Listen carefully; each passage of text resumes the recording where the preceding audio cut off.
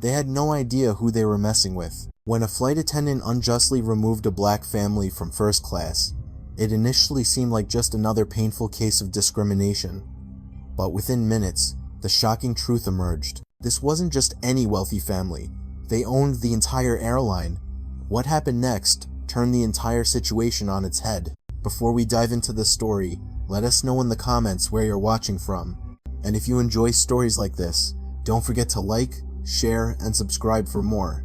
At the boarding gate at JFK International Airport, a wave of energy filled the air as passengers hurried to find their seats. Among them was a sharply dressed family of three: Michael Anderson, his wife Sarah, and their energetic 5-year-old son, Leo. Michael looked crisp and composed in a custom-tailored navy suit, carrying a sleek leather briefcase with a calm demeanor. Sarah, elegant in a flowing ivory dress, held Leo's small hand tightly as he bounced with excitement. The family was eager to enjoy their long-awaited vacation, a necessary break from their demanding schedules. As they entered the first-class cabin, the warm glow of the overhead lights reflected off the polished surfaces, giving the space an air of quiet luxury. Michael checked the seat numbers, a small smile touching his lips. "Here we are," he said, gently guiding Sarah and Leo to their seats. Other passengers nearby gave them brief, polite nods before returning to their own preparations. Sarah helped Leo settle in, handing him a small toy airplane that immediately lit up his face. Meanwhile, Michael neatly stowed their carry-on bags in the overhead compartment, preparing for a comfortable journey. Across the cabin, a flight attendant named Jessica Miller watched the family with a sharp, inscrutable expression. Her posture stiffened as she adjusted her immaculate uniform and approached them, carrying an air of authority. Her smile, though professional, was tinged with judgment. "Excuse me, sir," Jessica said, her gaze fixed on Michael, her tone laced with suspicion. "May I see your boarding passes?" Michael maintained his calm composure, retrieving the passes from his jacket pocket and handing them to her. "Of course," he replied smoothly. Sarah noticed the attendant's unusual tone and looked up, while Leo remained blissfully unaware, engrossed in his toy. Jessica scrutinized the tickets, her examination seeming to last a moment too long. A frown creased her forehead as she double-checked the details. "First class," she murmured, unable to hide her disbelief. Michael nodded calmly. "That's correct. These are our assigned seats." His voice remained steady, but Sarah noticed a slight flicker of tension in his eyes. Jessica hesitated, visibly flustered. "I just need to confirm this with the front desk. Please wait here," she said curtly, before turning on her heel and hurrying away behind the curtain to the galley. Michael leaned back in his seat, his expression unreadable. "What do you think that was about?" Sarah asked, her voice low and tinged with concern. Michael took her hand, his touch reassuring. "Probably just a routine check." "Don't worry," he whispered, but a tightness in his jaw suggested he wasn't so sure. In the galley, Jessica was on the phone with a gate agent, her voice low but insistent. "I have a situation here," she said, glancing back toward the first-class cabin. "There's a family seated up here, and I need to make sure their tickets are legitimate." The agent on the other end was confused. The Andersons' reservation had been confirmed weeks ago. Everything was in order. "Is there a problem?" Jessica hesitated. "I just have a feeling." She took a deep breath, composed herself, and walked briskly back into the first-class section. Stopping once again before the Anderson seats, she spoke in a cool, detached tone. "I'm sorry, but I'm gonna have to ask you to deplane. It appears there's a problem with your booking." Sarah and Michael exchanged a look of disbelief. Leo, sensing the shift in mood, looked up from his toy with wide, questioning eyes. Michael stood up slowly, forcing himself to remain calm, though a quiet anger was beginning to simmer beneath the surface. "What kind of problem?" he asked, his voice even. "I just need to verify your seating," Jessica insisted, avoiding his gaze. She gestured toward the galley. "If you could please come with me." The other passengers had begun to whisper, their attention now focused on the unfolding scene. Sarah remained in her seat, her anxiety growing as she watched Michael follow the flight attendant. Leo tugged on her sleeve, a hint of fear in his innocent voice.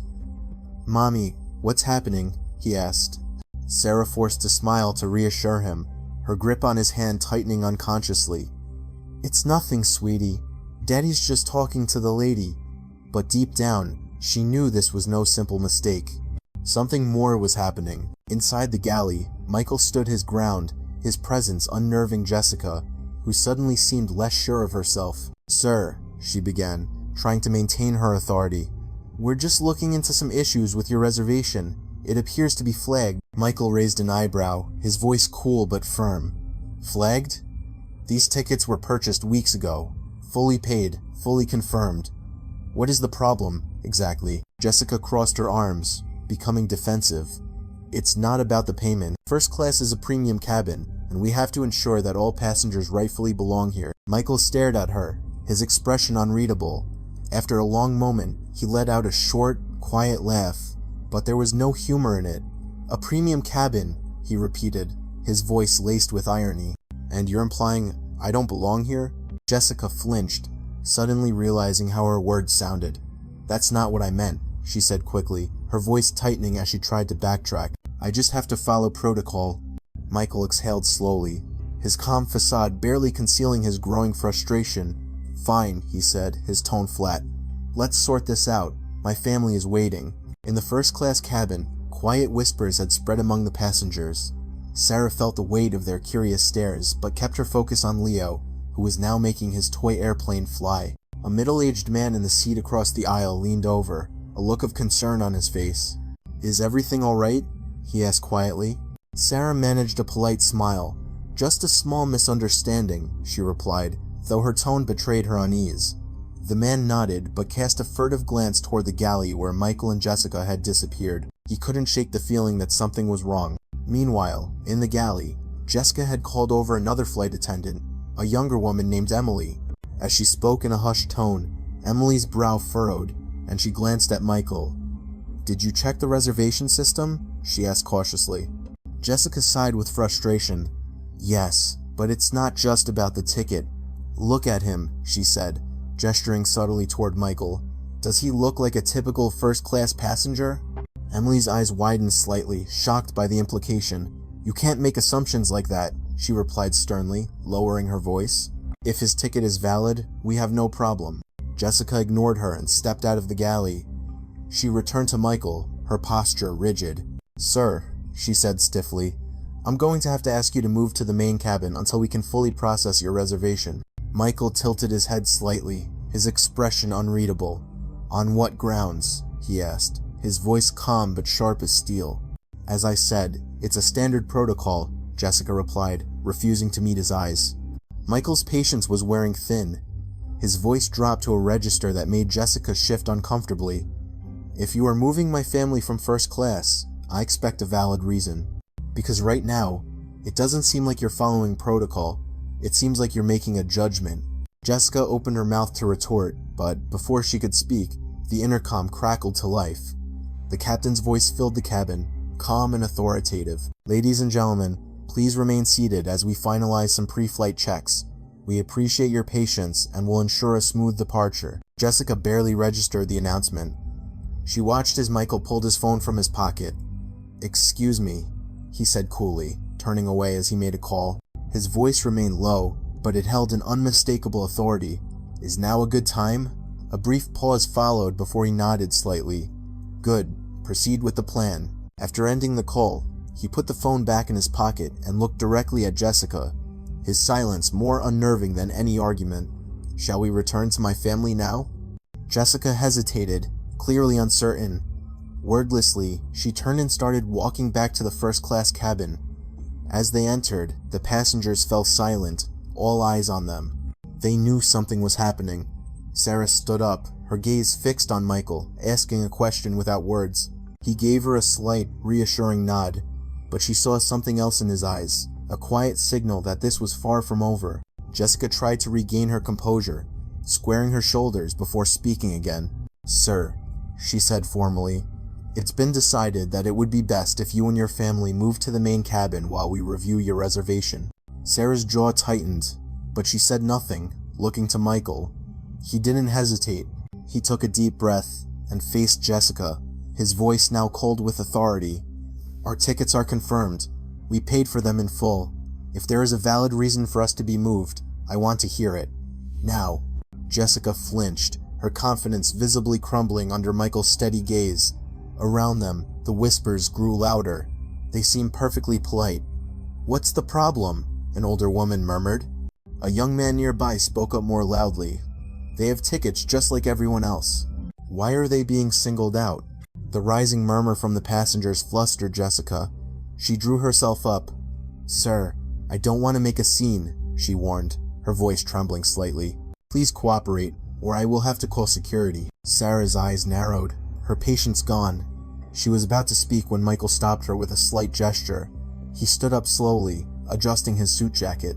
"If you call security," he said, his voice calm but loaded with warning, "make sure they're prepared to offer an explanation." The entire cabin fell silent. The challenge in his voice sent an undeniable wave of tension through the air. Jessica's face flushed, but she held her ground. "Please collect your belongings," she repeated, her voice shaking. Michael held her gaze for a long moment before turning to Sarah. "It's all right," he said softly.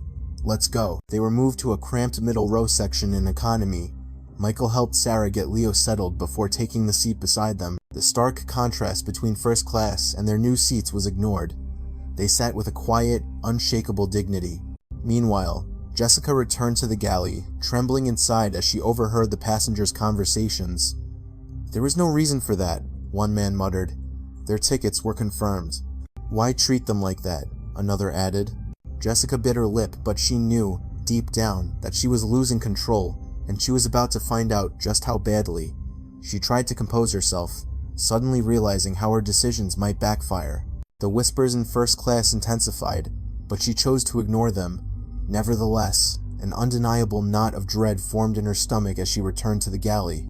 Just as she reached for the intercom phone, it vibrated, making her jump. She slowly answered the call, forcing a steady tone into her voice.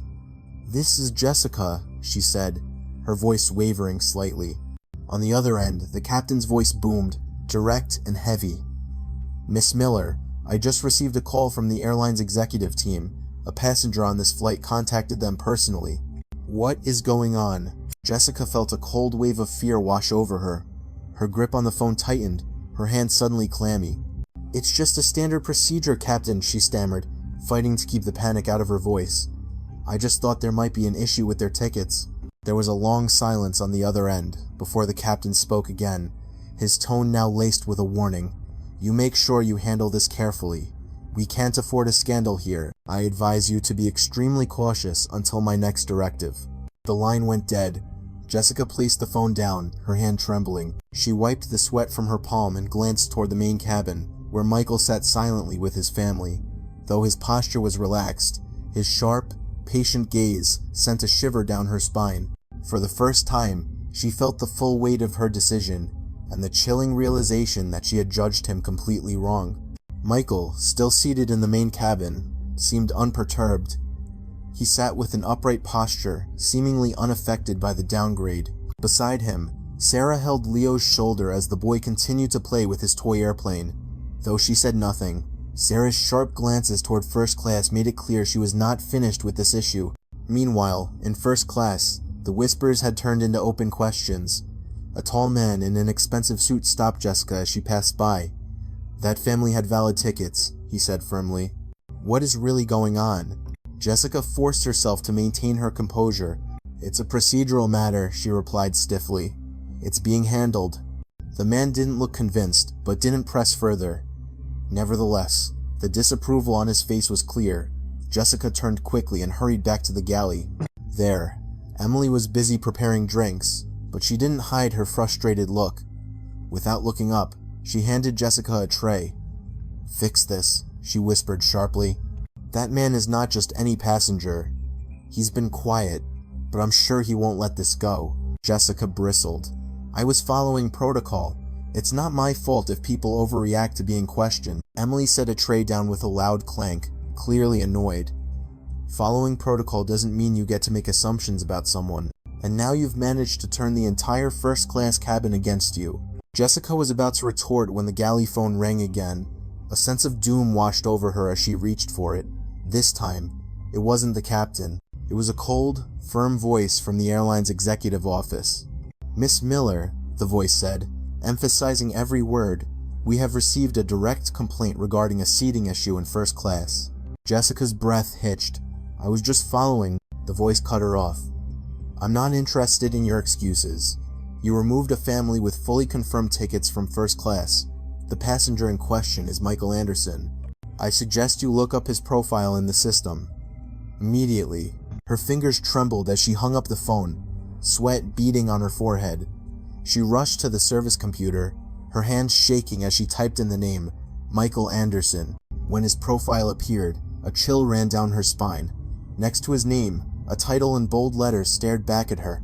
Executive Chairman and Majority Shareholder. Jessica's throat went dry. Michael Anderson wasn't just another passenger. He wasn't just a wealthy traveler. He owned the airline. Meanwhile, in the main cabin, Michael remained silent, showing no emotion. But when Jessica emerged from the galley, pale and visibly agitated, he watched her closely. Her forced confidence from earlier was gone. Now, she hesitated, her steps slowing as she approached him. "Mr. Anderson," she said, her voice now a meek, trembling whisper. "I sincerely apologize for the disturbance. It seems there has been a mistake on my part." Michael turned to her slowly, his expression unreadable. "A mistake?" he repeated, his voice soft but edged with steel. "You removed my family from first class based on... what, exactly?" Jessica felt her throat tighten as she struggled to find the right words. I misread your reservation. I promise it won't happen again." Sarah stared at her, her gaze as sharp as a knife, cutting through Jessica's flimsy excuse. "You humiliated my family in front of the entire cabin," she said, her voice low but containing a fire she was barely suppressing. "You made assumptions about us with no basis whatsoever, and now you think a simple apology is enough?" Leo looked up at his mother, sensing her distress. He shifted slightly in his seat, fiddling with his toy. From his side, Michael gently touched Sarah's arm, his soft gesture enough to calm her. "Sarah," he said, his tone quiet but firm, "let's not escalate this here." He then turned his gaze back to Jessica. He didn't move, but the weight of his stare was enough to make Jessica feel faint. "I will be addressing this directly with your superiors," he said, his voice controlled but carrying a clear warning. "For now, we will remain here." Jessica could only nod, unable to find a response. She had nothing left to say. She walked silently back to the galley, her steps quick but no longer steady. Inside, she gripped the counter, feeling the tremors in her hands. The full reality finally hit her. She replayed every interaction in her mind, and now the gravity of her mistake was devastatingly clear. She glanced at Emily, who was watching her silently, her expression one of profound disappointment. "Did you know?" Jessica whispered, her voice barely steady. Emily let out a slow sigh and shook her head. "No, but it shouldn't matter. The point is, you didn't treat them fairly, and now you have to face what you've done." Jessica clenched her fists, feeling her stomach turn, but before she could respond, the phone rang again. She froze, terrified to answer it, feeling the weight of her guilt before she even heard what was on the other end. Slowly, she picked up the receiver, her grip so tight it felt like it was burning her fingers. The captain's voice on the other end was sharp, leaving no room for argument. "Miss Miller," he said curtly, "the executive office has confirmed Mr. Anderson's identity, and they are not pleased. Their orders are clear. Return his family to first class immediately, and offer your personal, formal apology." Jessica's fingers went numb on the phone. "I understand," she replied, but it was barely a whisper. The line went dead. She slowly lowered the phone. The pounding of her heart felt like thunder in her ears. Emily stood with her arms crossed, no sympathy in her expression. "You made this mess," she said directly. "Fix it, before it gets any worse." Jessica took a deep breath, trying to calm herself. She straightened her uniform, forced a neutral expression onto her face, and stepped out of the galley. Every step back to the main cabin felt like it was weighted with lead. The gravity of her mistake was sinking in. As she approached the Anderson family, other passengers began to turn, their eyes filled with interest and judgment. When she reached Michael and Sarah, she took another deep breath and forced herself to stand tall. "Mr. Anderson," she began, making herself look him in the eye. "On behalf of the airline, I wish to extend my sincerest apologies for the unfair treatment your family received. It was a severe error in judgment on my part, and I take full responsibility." Sarah raised an eyebrow, clearly unconvinced. "You only realize it was an error now?" she said, the coldness in her voice like ice. Jessica blushed slightly but remained professional. "The executive office has instructed that you be returned to first class immediately," she said carefully. "I will ensure your seats are prepared and that you have no further disturbances." Michael studied Jessica's face silently for a long moment before giving a slight nod. He stood from his seat and offered a hand to Sarah, who took it without hesitation. As they walked back to first class, their posture was elegant. Sarah didn't look back, holding her head high with dignity. Michael, on the other hand, remained disturbingly calm. Upon their arrival in first class, Jessica moved quickly, meticulously arranging their seats, making sure everything was perfect. The pillows fluffed, the sparkling water poured, every small detail attended to, but no amount of fussing could undo what had happened. Michael, Sarah, and Leo sat down, their faces neutral but with a distance that could no longer be bridged. "If there is anything else you need," Jessica said softly but politely, "please let me know." Michael stared at her, his reply courteous but firm. "We will." Jessica said nothing more. She quietly retreated, quickly returning to the galley with what little dignity she had left. But she knew the battle was over. The first-class cabin was silent, but the heavy stares of the passengers remained. They all knew what had happened, and they wouldn't soon forget. When Jessica returned to the galley, Emily was standing there, arms crossed, her gaze steady. "This isn't over," she whispered. "You know that, right?" Jessica didn't answer, because for the first time, she knew it was true. Michael's calm expression didn't come from forgiveness. It came from a deeper certainty that the wheels of justice were already in motion, and nothing could stop them now. As the flight returned to a normal rhythm, Jessica tried to focus on her remaining duties, but she was consumed by anxiety. Every glance from a passenger felt like a silent condemnation, every interaction a reminder of her mistake. Her eyes kept drifting toward first class, where Michael and his family remained. They appeared calm, but their presence was a weight she couldn't escape, a constant reminder of the storm she had created. But Michael was far from passive. He sat upright, typing carefully on his phone, each movement precise and deliberate. Beside him, Sarah leaned back in her seat, her expression unreadable, while Leo happily sipped from a juice box, completely unaware of the tension in the air. The stark contrast between their quietude and the swirling unease in the cabin only made the atmosphere heavier. It wasn't just Jessica who noticed the change. Emily, observing silently from the galley, overheard the whispers of the first-class passengers. "Do you think they'll file a formal complaint?" a man asked his companion in a hushed tone. "If it were me," the other replied, "I'd take this straight to corporate." The ringing of the galley phone made Jessica flinch. The sound, once mundane, now triggered a spike of dread. She hesitated for a moment before answering, her hand gripping the receiver. "This is Jessica," she said, her voice unsteady. The captain's response was quick and direct.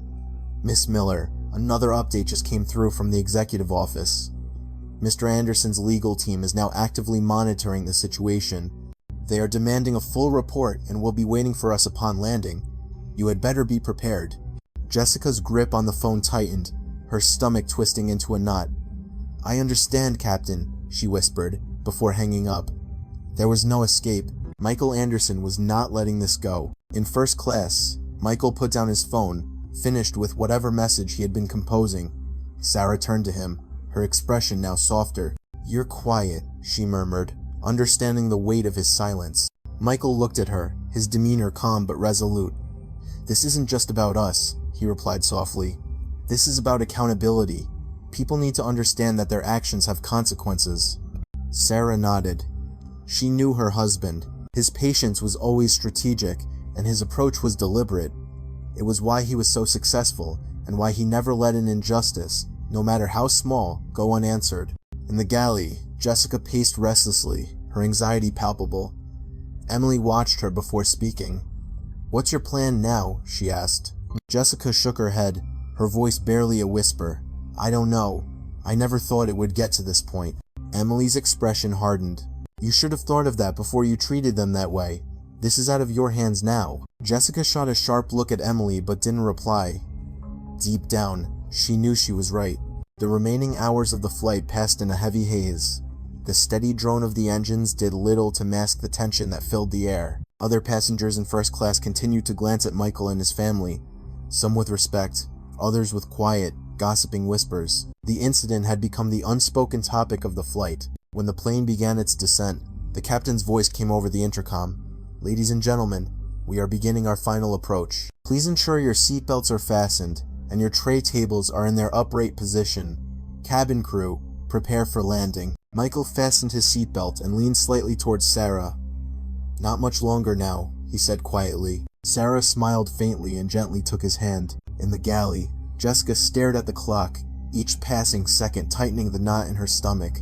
She had no illusions about what would happen next. There would be no relief upon landing, only more questions, more scrutiny, and likely severe consequences. Emily's words echoed in her mind. This isn't over, and Jessica knew without a doubt that the worst was yet to come. The plane landed smoothly, the familiar jolt signaling the end of the journey. For most passengers, it was just another landing, another step in their travels. But for Jessica, it felt like the beginning of an ordeal. Standing near the galley, she gripped the counter as passengers began to gather their belongings, her eyes darting repeatedly toward first class, where Michael and his family remained seated, unhurried. Their decision to wait only amplified her dread, and then she heard the sound she had been fearing. The galley phone rang. Jessica jumped, her nerves completely frayed. She reached for the receiver, her cold fingers trembling. "This is Jessica," she answered, her voice cracking. She heard the captain's voice on the phone again, sharp and direct. "Security is waiting at the gate. They've been fully briefed by the executive team. You are to remain on the plane and provide a full account of your actions. Do not leave until you are instructed to do so." Jessica's stomach dropped. She gripped the receiver, her breathing shallow. "I understand," she whispered, barely able to form the words before hanging up.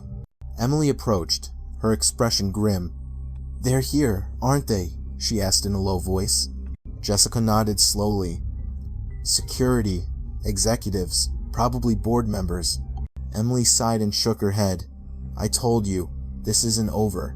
As the last of the passengers deplaned, the once bustling cabin fell into an eerie silence. Jessica turned just in time to see Michael stand, neatly straightening his jacket before retrieving his carry-on. Sarah quietly gathered their things while Leo clutched his toy, looking up at his parents with innocent eyes. Jessica hesitated, stepping forward slightly, her voice trembling. "Mr. Anderson, I just wanted to apologize again."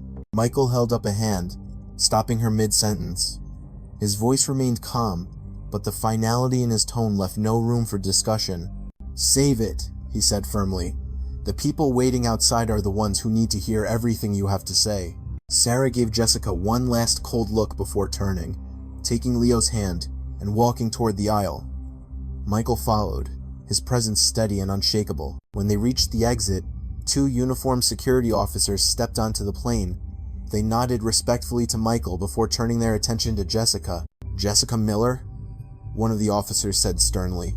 Jessica swallowed hard. "Yes," she replied, her voice a faint whisper. "You need to remain on the plane for an investigation," the officer said. "Please come with us to the galley." Michael paused at the doorway, glancing back at Jessica for a brief moment. His face remained unreadable, but his sharp gaze sent a cold shiver down her spine. Without another word, he stepped off the plane, his family following. As they disappeared into the terminal, the full weight of her decisions came crashing down on Jessica. The officers nodded, signaling it was time for her to move. She followed, her legs trembling, the stark realization hitting her. She was no longer in control of her own future. As the Anderson family entered the terminal, the atmosphere shifted, conversations quieted, and heads turned discreetly. Near the arrivals gate, 2 senior airline executives, both in crisp suits, were waiting, their rigid postures betraying their tension. One of them, a tall man with silver-rimmed glasses, approached, forcing a polite but strained smile. "Mr. Anderson," he began, his tone careful. "I am David Chen, President of Operations. On behalf of the airline, I want to extend our deepest apologies for the unacceptable treatment you and your family endured. I assure you, we are taking this very seriously." Michael nodded, his expression remaining impassive. Standing beside him, Sarah was calm but firm, her fingers gently intertwined with Leo's. "I would hope so," Michael replied, his voice quiet but sharp. "This isn't just about my family, It's about the standards this airline claims to uphold, standards that were clearly not met today. David swallowed hard, adjusting his tie. You're absolutely right, Mr. Anderson. We have already initiated an internal review. There will be full accountability, and we are revising our training procedures to ensure this never happens again. Michael nodded slightly, his eyes sharp. Accountability, he repeated, letting the word hang in the air. That is precisely what I expect. And I expect to see real change, not just empty corporate platitudes. Words don't fix what was done. Actions do. David nodded quickly. Of course. The flight attendant involved is currently under investigation, and appropriate action will be taken. If you're willing, our CEO would like to speak with you personally to discuss this in greater detail. Michael glanced at Sarah, who gave a slight affirmative nod. He turned his gaze back to David. Arrange it, he said simply. I'll make the time. With that, Michael took Sarah's hand and began walking toward baggage claim, leaving the executive standing behind, exchanging worried glances. Meanwhile, still on the plane, Jessica sat rigidly in the galley, flanked by the two security officers, her hands trembling slightly. The clamminess of her palms stuck to the cool surface of the table. One of the officers broke the silence. Miss Miller, we need a full account of what happened on this flight. The airline's executive team is currently reviewing Mr. Anderson's formal complaint. Jessica's eyes darted between the officers, her breathing uneven. I didn't know who he was, she stammered. I thought there was a problem with their tickets. One officer's brow furrowed. Miss Miller, the tickets were not the problem. Your decision-making was the problem. Why did you choose to remove a family with a confirmed first-class reservation? Jessica hesitated, opening her mouth and then closing it again, searching for the right answer. When she finally spoke, her voice was weak and defensive. I was following protocol, she said faintly. I thought they were in the wrong section. First class is premium seating and they... She trailed off, the words catching in her throat. But she knew it was too late. She had said it. The officer's expression hardened, his voice remaining calm but sharp. And they... What, Miss Miller? He asked, leaving no room for evasion. They didn't look like they belonged? Jessica's face burned with shame. No, I didn't mean that, she said quickly, a note of panic in her voice. I made a mistake. I never thought it would come to this. The second officer leaned forward slightly, his tone harder. Your intent is irrelevant now. What matters are your actions, and actions have consequences. Do you understand the gravity of this situation? Jessica nodded quickly, her throat dry. Every word she uttered seemed to only dig her deeper into the hole. I never meant to cause any harm, she said weakly, her voice trembling. I was just doing my job. The two officers exchanged a look before one of them spoke again. Your job is to ensure all passengers are treated with dignity and respect, he said coldly. What happened on this flight was the opposite of that. Jessica remained silent as the weight of their words settled over her like a shroud. Only now did she truly understand the magnitude of what she had done, not just to herself, but to the Anderson family. In her mind, she kept seeing Michael's sharp gaze and Sarah's quiet, steely presence. She had wrongly assumed they would be easy to dismiss.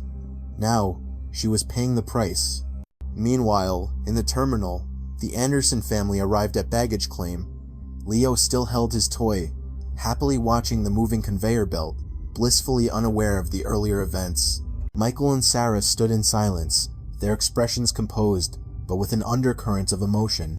Finally, Sarah broke the silence.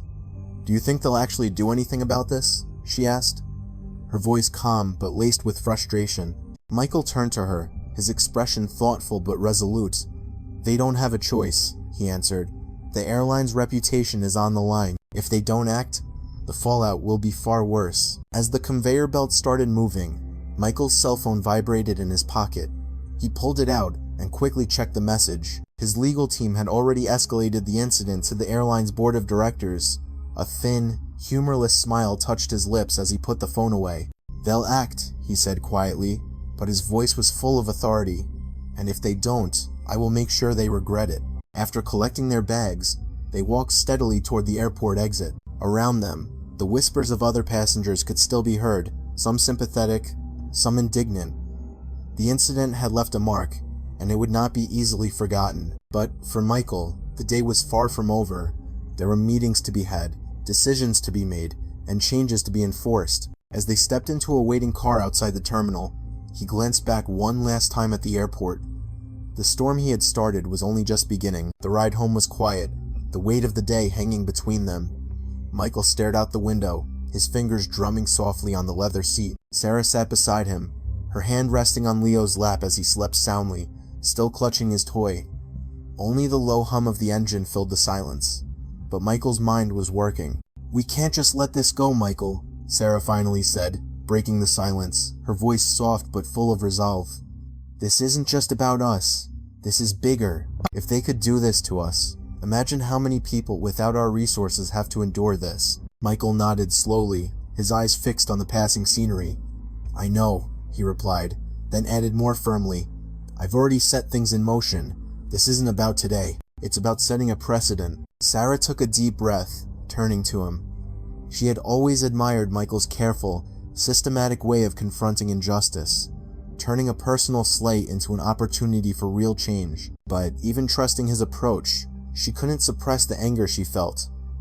"It's not just one person," she added, her voice growing heavier. "It's the entire system that made her think she could get away with it."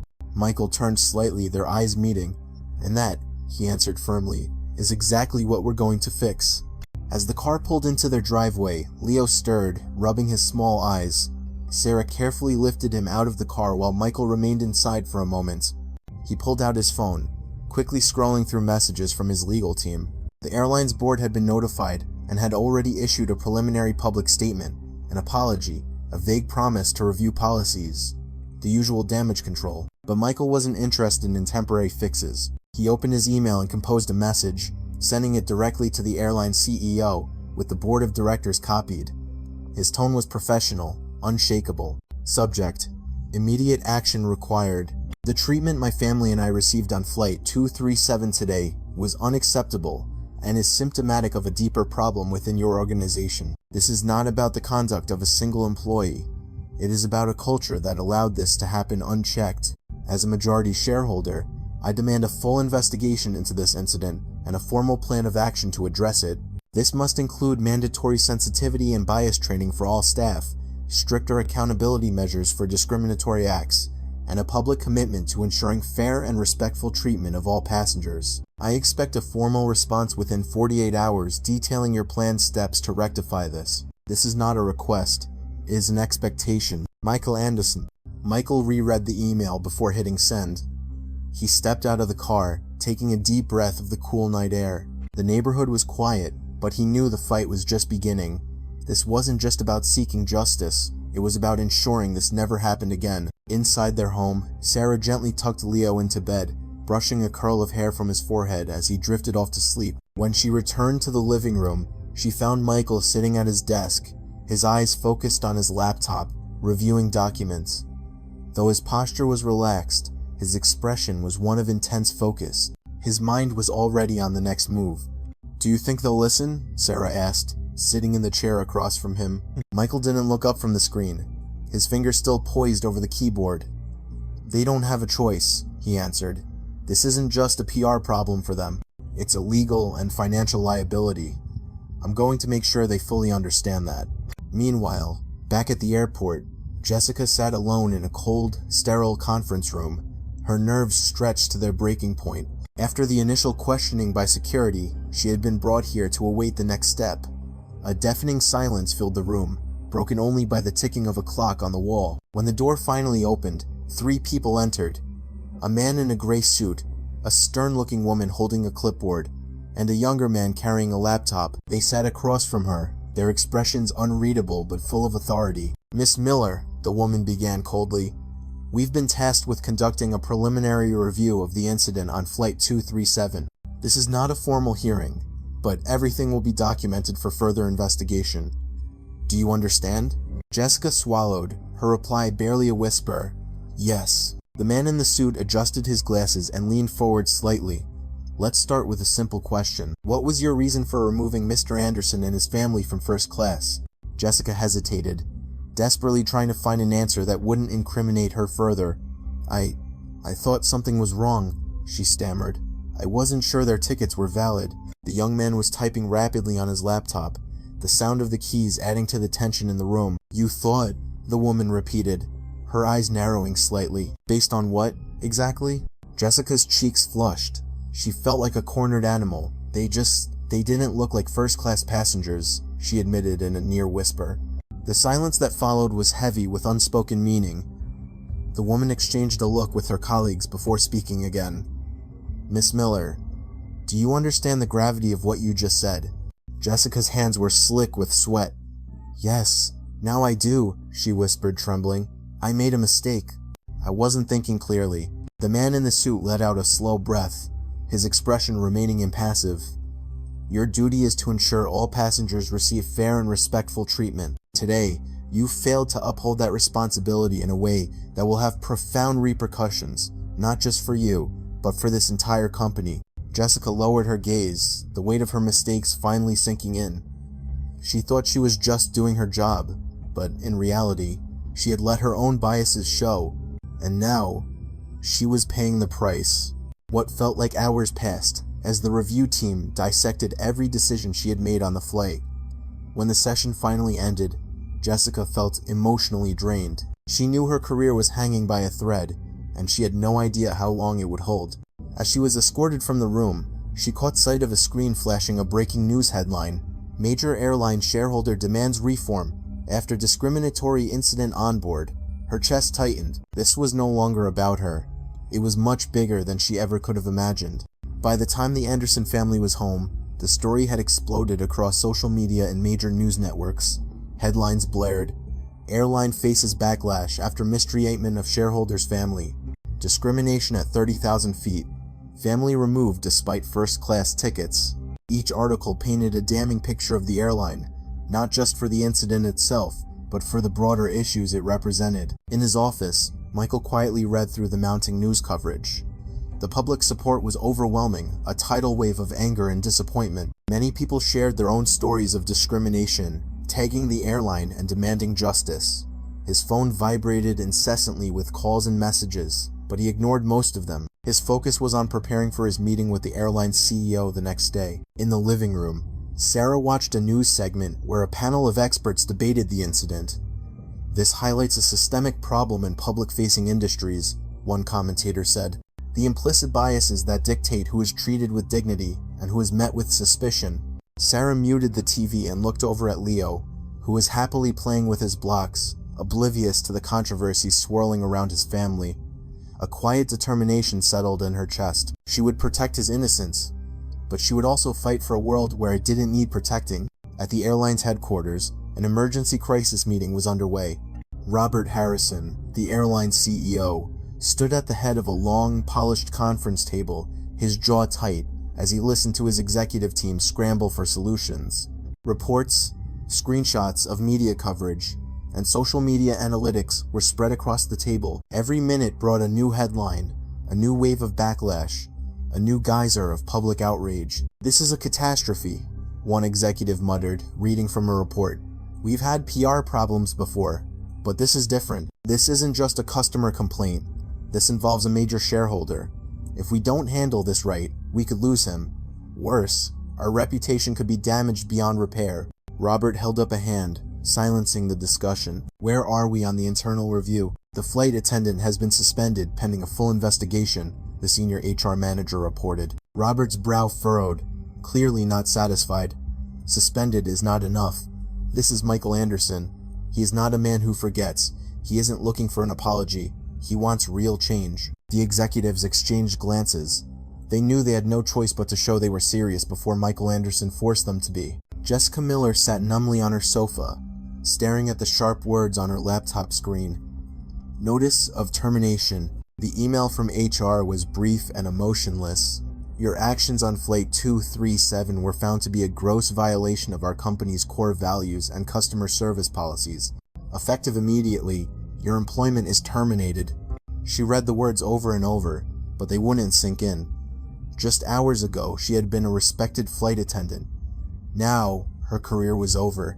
And the most painful part was that she had no one to blame but herself. Her cell phone buzzed with a stream of notifications, messages from friends, former colleagues, and even distant relatives who had seen the news.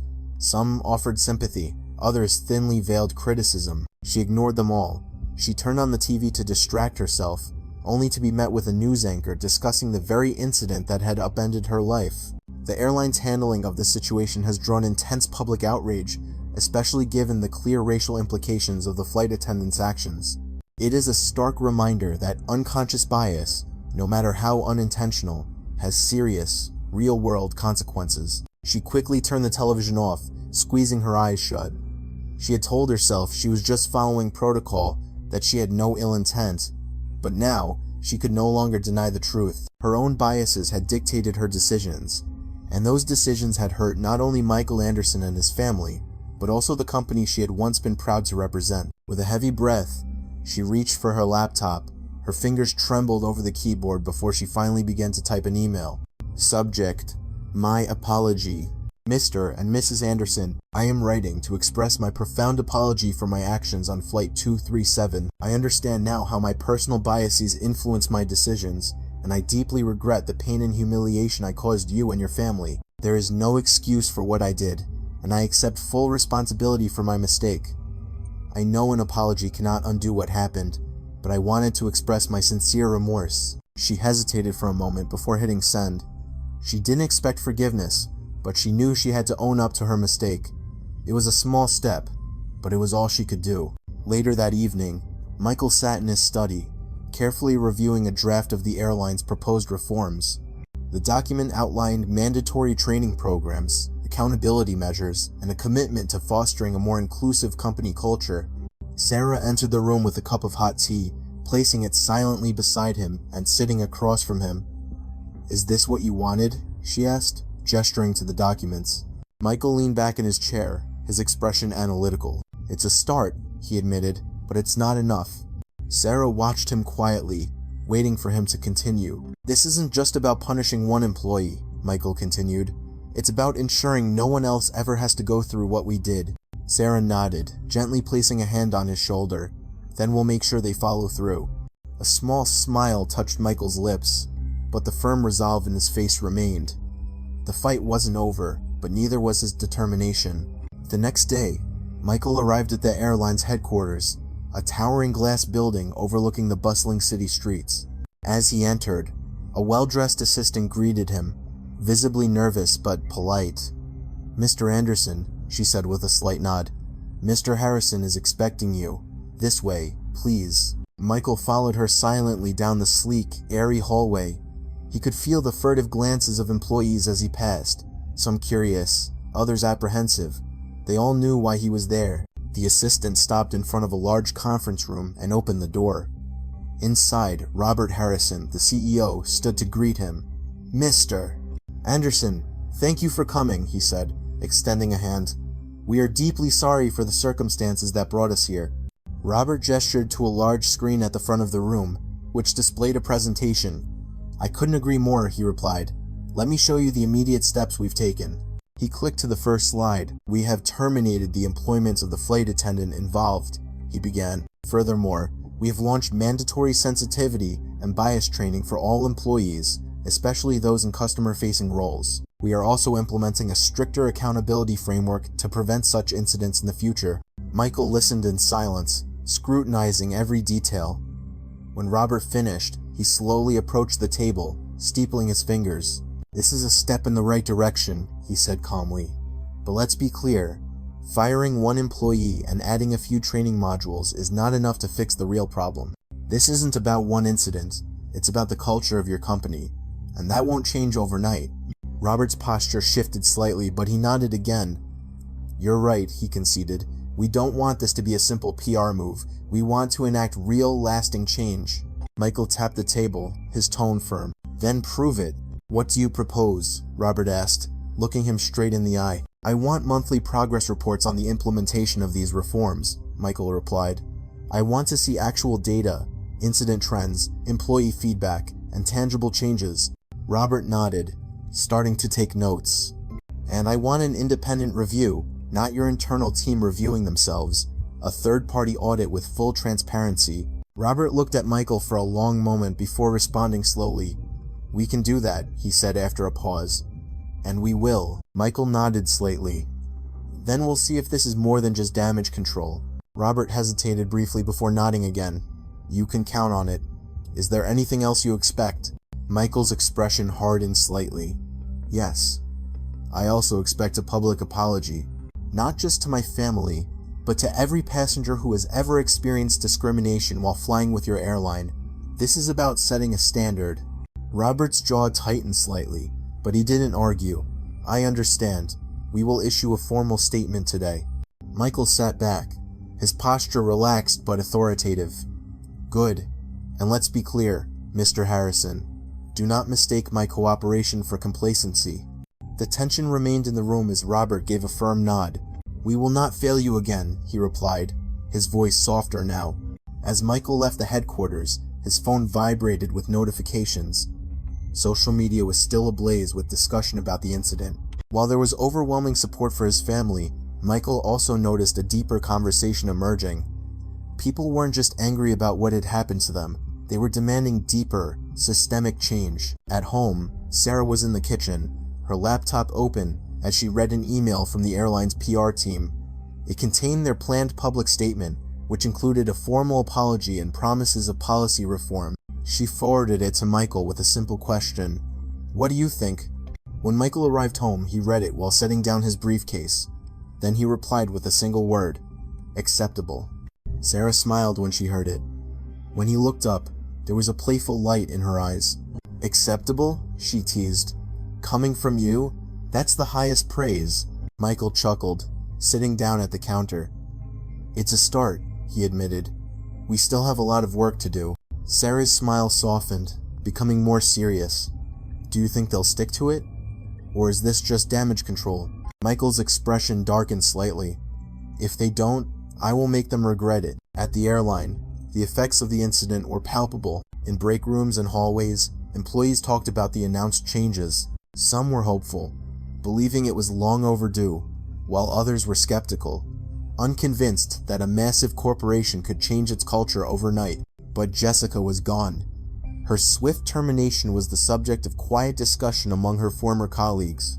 Some were surprised by how quickly it happened, but others, especially those who had witnessed her actions, believed it was inevitable. Emily, who had been with Jessica that day, found herself reflecting as she prepared for her next flight. She had long noticed the unacknowledged biases in the industry, but seeing it exposed so publicly and shamefully made her realize it could no longer be ignored. She vowed to be more mindful and equitable in her own work, ensuring every passenger felt the respect and dignity they deserved. That evening, as Michael and Sarah were getting ready for bed, a small figure appeared in their bedroom doorway. It was Leo, still clutching his toy airplane, looking at them with innocent curiosity. "Mommy, Daddy," he whispered, "are people still mad about what happened on the plane?" Michael knelt, gently pulling his son into a hug. "Some people were upset, buddy," he explained, his voice calm. "But that's because they want things to be better. And we're helping to make that happen." Leo nodded, clinging to his father. "You're fixing it." Michael smiled, stroking his son's hair. "That's the plan, kiddo." Leo beamed and ran excitedly back to his room.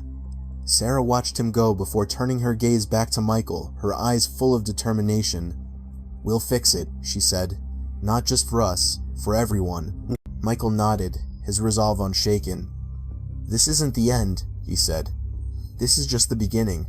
The next day, the airline released its public apology. It was featured prominently in the news, with pundits analyzing every line.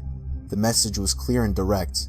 "We deeply regret the incident that occurred on Flight 237 involving Mr. Anderson and his family. This event does not reflect our values, and we are wholeheartedly committed to taking meaningful action to ensure it never happens again. Effective immediately, we are implementing mandatory training programs, strengthening our policies, and conducting a third-party review of our organizational practices to uphold fairness and respect for all passengers." At the end of the statement, the airline issued a formal apology to the Anderson family, acknowledging Michael not just as a shareholder, but as a valued customer who should have been treated better. But for Michael, a press release was not enough.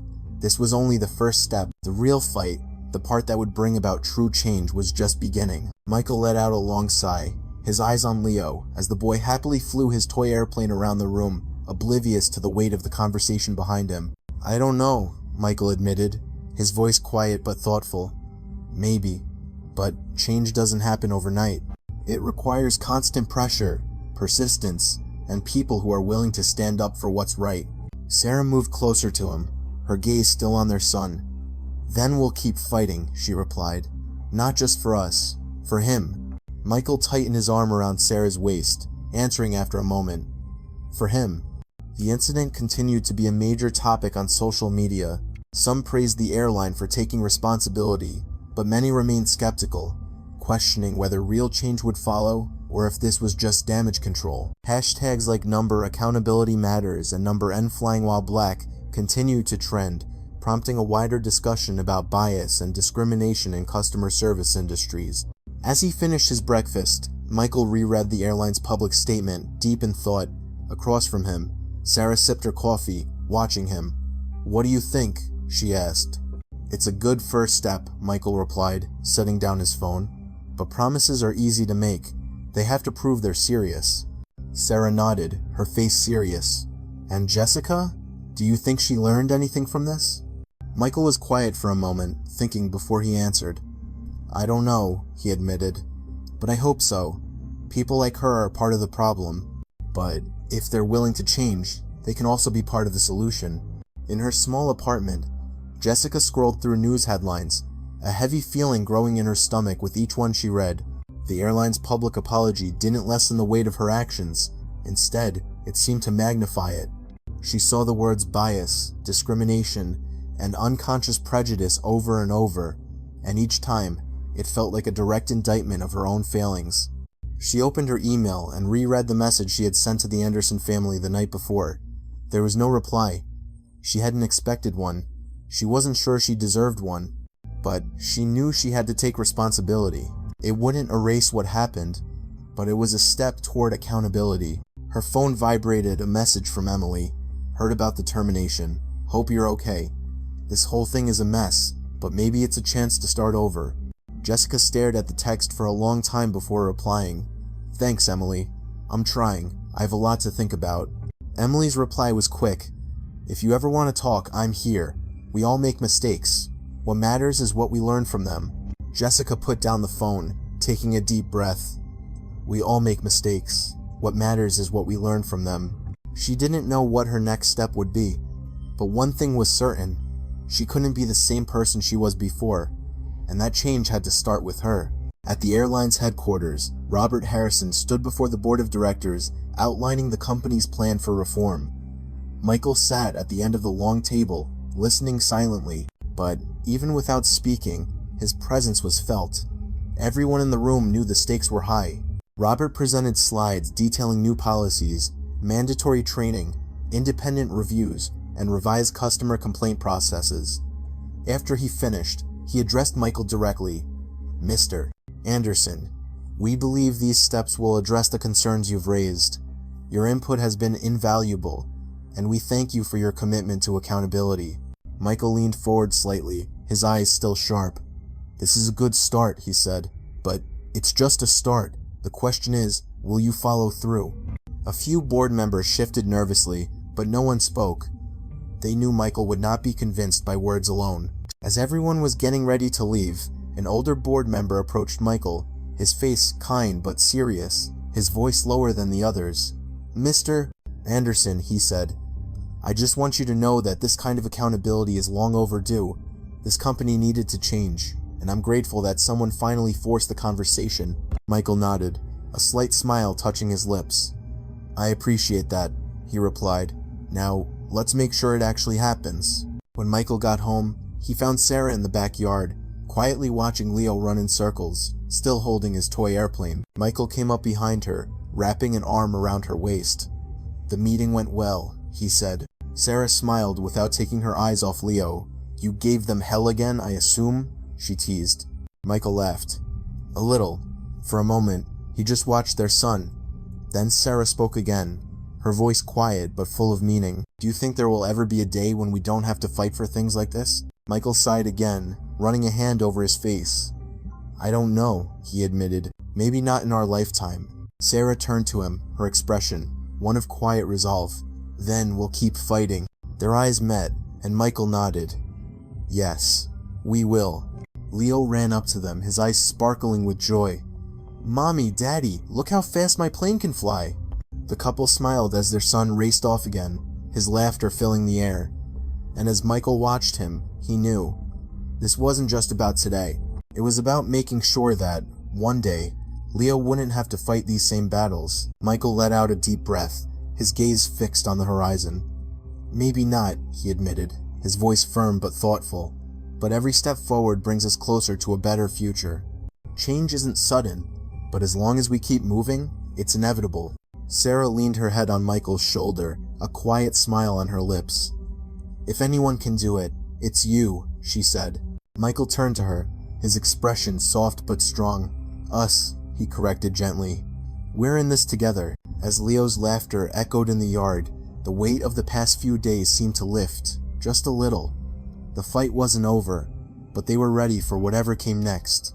The impact of the incident on Flight 237 extended far beyond a single airline. Discussions about bias and accountability in the aviation industry intensified, and major news outlets highlighted the airline's reforms as a potential turning point. Other airlines, facing mounting public pressure, began announcing their own policy reviews.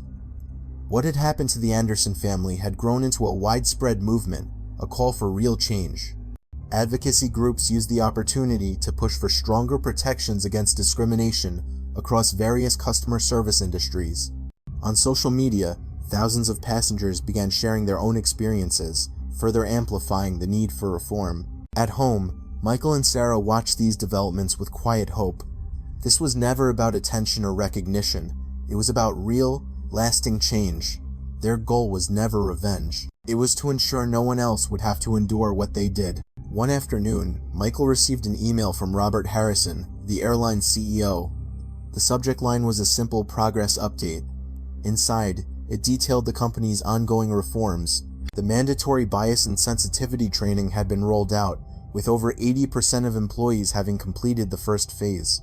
A third-party audit had been initiated to review internal policies and identify areas for improvement. New accountability measures had been introduced to ensure fair and equitable treatment for all passengers. At the end of the email was a personal note from Robert. Thank you for holding us accountable. Your stand has made our company stronger, and we are not done yet. Michael forwarded the email to Sarah with a short message. Step 1, complete. On to the next. Meanwhile, in a small coffee shop, Jessica sat in a corner, hunched over her laptop, browsing job listings.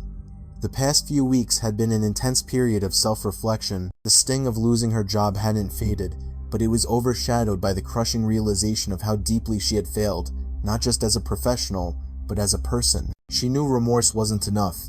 She had to be better. She had started attending diversity and bias awareness workshops, not because she had to, but because she wanted to understand where she had gone wrong. She wanted to learn, to grow, and to ensure she never repeated her mistakes. As she sipped her coffee, her phone vibrated. She hesitated before looking at it. It was an email reply from the Anderson family. Her hand trembled slightly as she opened it. Miss Miller, thank you for your apology. While we cannot undo what happened, we appreciate your willingness to accept responsibility. Change begins with acknowledging our faults, and we hope you continue on this path. Jessica stared at the message for a long time, a lump forming in her throat. It wasn't full forgiveness, but it was something.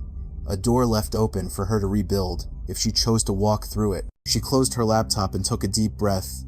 The past was done, but the future was hers to shape. A month later, the Anderson family boarded another flight, Michael, Sarah, and Leo. But this time, there was a noticeable difference. The flight attendants greeted them with genuine respect and professionalism. There was no hesitation, no judgment. Every passenger was treated with the same equity. As they settled into their first-class seats, Sarah turned to Michael with a wry smile. Do you think they recognize you? Michael chuckled, shaking his head. It doesn't matter if they recognize me. What matters is that everyone is treated right. As the plane taxied down the runway, Leo bounced excitedly in his seat, holding up his toy. Daddy, we're flying again! He shouted, his eyes full of joy. Michael smiled, watching his son. Yes, son, we're flying. He looked over at Sarah, her presence as strong and radiant as ever. This This was why they had done it all. Not for power, not for attention, but for the simple dignity of being treated fairly. As the plane lifted gracefully into the sky, Michael leaned back in his seat, watching the clouds drift by outside the window. He knew the fight wasn't over. There would always be more to do, more to fix. But for now, he allowed himself a moment of peace, because he knew the journey they had started was having a real impact, and sometimes that was enough.